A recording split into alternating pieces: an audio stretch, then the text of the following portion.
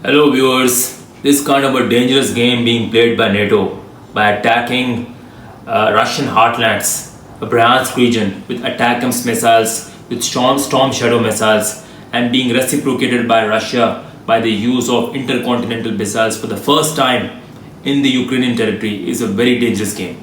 You see, if this escalation continues and we go up the escalation ladder, you have to remember that both NATO and Russia are armed to the teeth when it comes to nuclear weapons. And when escalation grows up, nobody knows how the nuclear conflict will unfold. Very dangerous game is being played by Biden administration just to basically shove this kind of a disaster on Trump. This political game can be extremely costly for the whole world.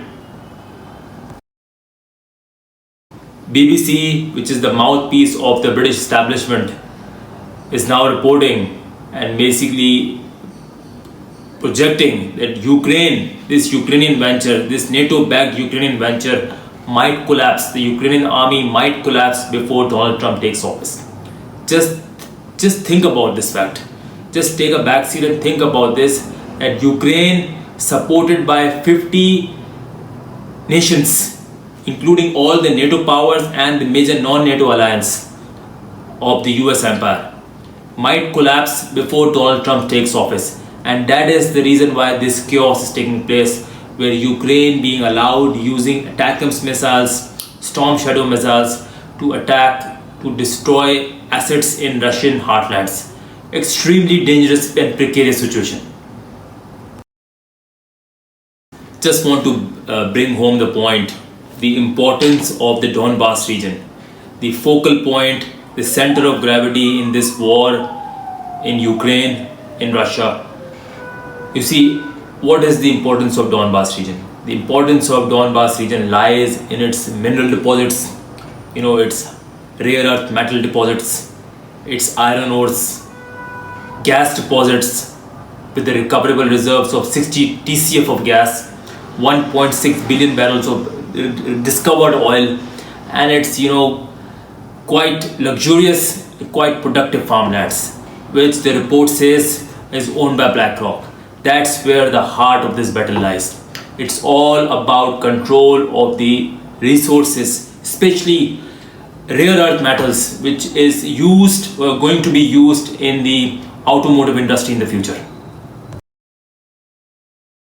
The United States Security and Exchange Commission, US SEC, has charged Adani and the host of other employees of Adani in the Adani group that they basically intentionally hid the fact that they had bribed hundreds of millions of dollars to the Indian government officials to secure lucrative multi-billion dollar energy projects and use those energy contracts to basically raise funds in the US. That is a crime, securities crime under the US anti-bribery law, the Foreign Corrupt Practices Act, and based on which the US SEC has now charged him, and the arrest warrants have been issued by the US court against Adani. Adani, of course, denies this fact, saying that there is nothing wrong in it, and the Indian government, I think, and the Indian opposition basically is claiming that Modi. Their story is now being broken by Kit Klarenberg of the Inimitable Grey Zone, that how IRI, the conservative group based in Washington, along with the help of State Department, funded the group of rappers, dancers, LGBTQ activists, and other activist groups in Bangladesh to whip up anger against Hasina Wajid, to eventually create pressure and then destroy his regime. This is one more saga of how the regime change operation is done by the American empire. Hasina Wajid, who categorically refused not to give US bases in Bay of Bengal against China, is destroyed and then being substituted by a neocon, client, Muhammad Yunus. See, after the regime change operation by the neocons, IRI, funded by State Department, who basically kind of whip up the army of support against Hasina Wajid, who refused to give bases to the US empire in Bay of Bengal against China, is being replaced by Muhammad Yunus, a so-called facade behind the army of Bangladesh, which destroyed Hasina Wajid's government and basically installed a client, weak, civilian but unelected leader in the name of democracy, in the name of human rights. The so-called regime change operation of the US empire continues on unchecked, which gives us lecture all over the world of human rights.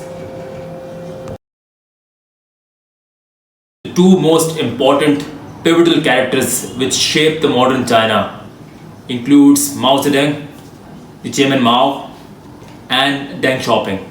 Mao was instrumental in destroying the agrarian feudal China with the revolution, the communist revolution. Basically led the way for the reform which took place under Deng Xiaoping.